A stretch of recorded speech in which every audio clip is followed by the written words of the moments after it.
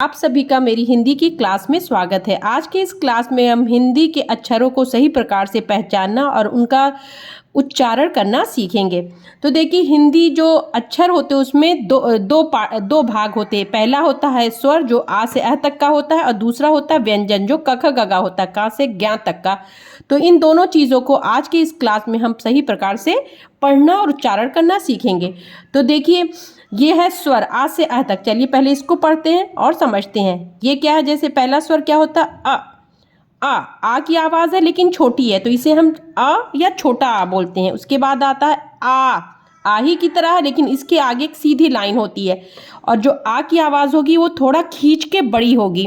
आ, तो हम इसे आ भी बोल सकते हैं या हम ये भी कह सकते हैं कि बड़ा आ। उसके बाद आता है अक्षर ई और उसके साथ में देखिए ई। इस तरह से जो ये स्वर है दो दो के जोड़े में है। री जो है एक है ऐसा स्वर जो अकेला है, लेकिन उसके अलावा जो भी स्वर हैं आ से आ तक के सब जोड़े में है, तो हम इनको जोड़े में ही समझते हैं। जैसे ये हो गया आ, ई सेम आवाज है लेकिन क्या है, इसको हम जल्दी बोलते हैं छोटी ई को, और ई को खींच के बड़ा बोलते हैं। तो उसी प्रकार से इनका नाम भी भी होता है। जैसे हम इसको छोटा, बड़ा, छोटी ई, बड़ी। ये है ऊ, ठीक है ना। छोटा ऊ, बड़ा ऊ भी बोलते हैं। ऐसे भी पढ़ा जा सकता है ऊ या छोटा ऊ, बड़ा ऊ भी कहते हैं। अंतर देखिए, लिखने में क्या अंतर है। ये आ की तरह ही बनता है और इसमें जो है बड़ा ऊ में ये पीछे इस तरह से मात्रा लग जाती है। उसके बाद आता है अक्षर री। इसे उसके बाद आता है ए। ये दो साथ में है। देखिए ए और ए में अंतर समझिए। ऊपर इसमें मात्रा लग गई लिखने में। अब बोलने में देखिए क्या होता है। ए से एड़ी बोलेंगे। ऐनक होता है इससे ए। फिर उसके बाद आता है अक्षर ओ साथ में है। बड़े आ की तरह लिखा गया, ऊपर एक मात्रा और औ में दो मात्राएं इस तरह से। तो ये हो गया ओ।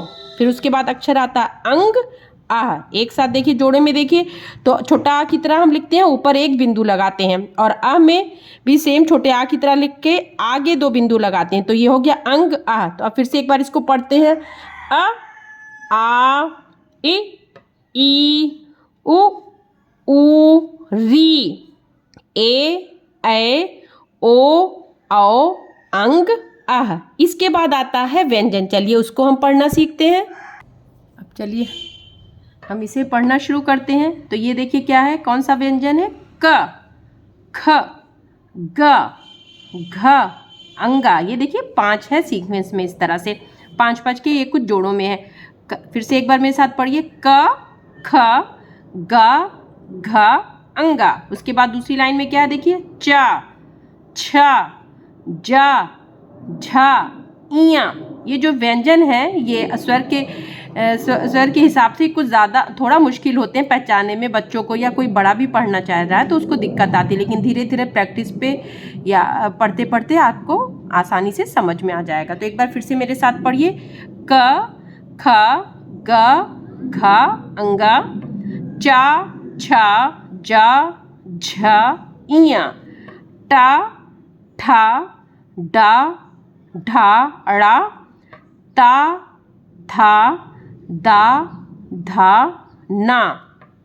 पा, फा, बा, भा, मा। या, रा, ला, वा, शा, सा। अंतर समझिए, ये है शा और ये है सा, हा। इसके बाद ये है कुछ संयुक्त व्यंजन जिसमें दो व्यंजन की आवाज आएगी, जिसे कहते हैं जैसे अक्षा, त्रा, ज्ञा। इसमें दो व्यंजनों की आवाज है, तो इसे हम कहते हैं संयुक्त व्यंजन या संयुक्त वर्ण। अक्षा, त्रा, ज्ञा।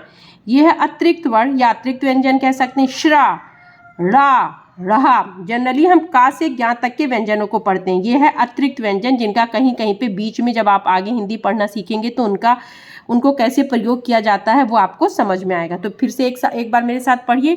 का, खा, गा, घा, अंगा।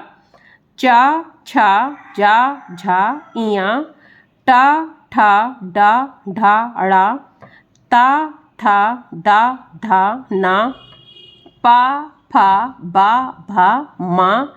या, रा, ला, वा, शा, सा, हा। अक्षा, त्रा, ज्ञा, श्रा, ड़ा, ढ़ा। आज के क्लास में बस इतना ही। आगे की क्लास में हम हिंदी व्यंजनों या स्वरों से बनने वाले छोटे छोटे बिना मात्रा वाले शब्दों को पढ़ना सीखेंगे। जब आप एक बार व्यंजन पहचान जाएंगे तो उसके बाद के क्लास में क्या होगा, इनको मिला के शब्द बनाना।